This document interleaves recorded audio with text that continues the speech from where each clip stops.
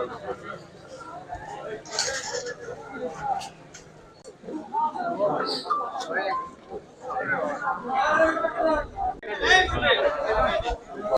৩রা July victim Zahida বেগমের বাবার দায়েরকৃত জিডির পরিপ্রেক্ষিতে পুলিশ তার স্বামী আলমগীরকে জিজ্ঞাসাবাদ করে। প্রথমে সে বলে যে তার ওয়াইফ বিদেশে চলে গেছে, কিন্তু পুলিশের সন্দেহ হলে তাকে ব্যাপক জিজ্ঞাসাবাদ করা হয় এবং পরবর্তীতে সে স্বীকার করে যে তার ওয়াইফকে মেরে ফেলেছে এবং সে কোথায় লাশ তার বাড়ির উঠানেই লাশ দাফন করেছে। দাফন বলতে পুঁতে রেখেছে।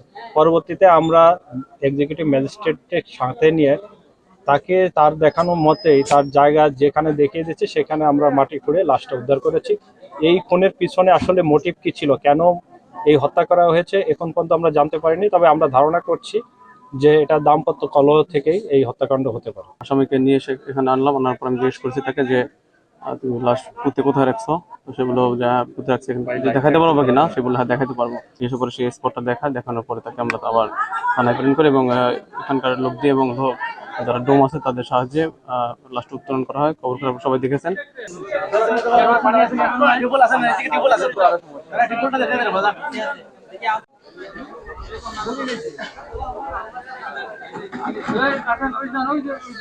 আমার বোনকে খুব জোর করতাম।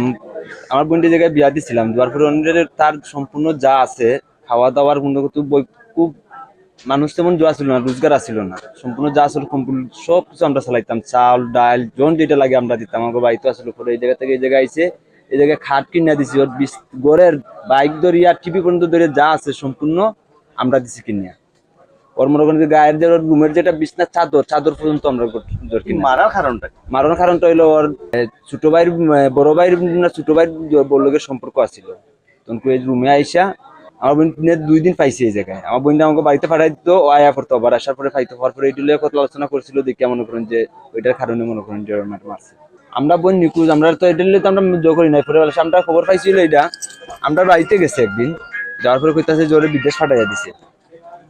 বিদেশ পাঠাইলা যে আমাকে কোনো কথাবার্তা কোনো কিছু আমার তো আমাকে কথা কইয়া যাইতো কোনো কিছু না। এখন বিদেশ যায় নাই, ও সিলেট গেছে। সিলেট যাইয়া তোমার সিলেট অফিসে যাইয়া মেডিকেল করতে গেছে। তখন আমার বোনটি একটা ফোন দাও, ওর সাথে তো ফোন নেই নাই। ওর বোন শুদ্ধা গেছে, আমার বোন আর যে আমার বোনের জামাইয়া ছিল ওর বোন শুদ্ধা গেছে সিলেট।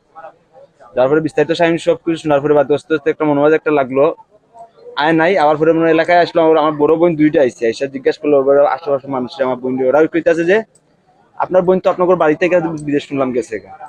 তখন আমার বোন আমার বোন তো আমার বাড়ি থেকে যায় নাই, শুনলাম না আলমগীর বাড়ি থেকে গেছে।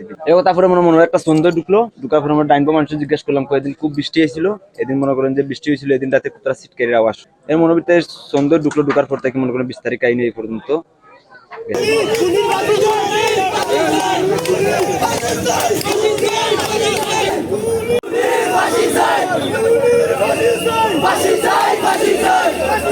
Fascist!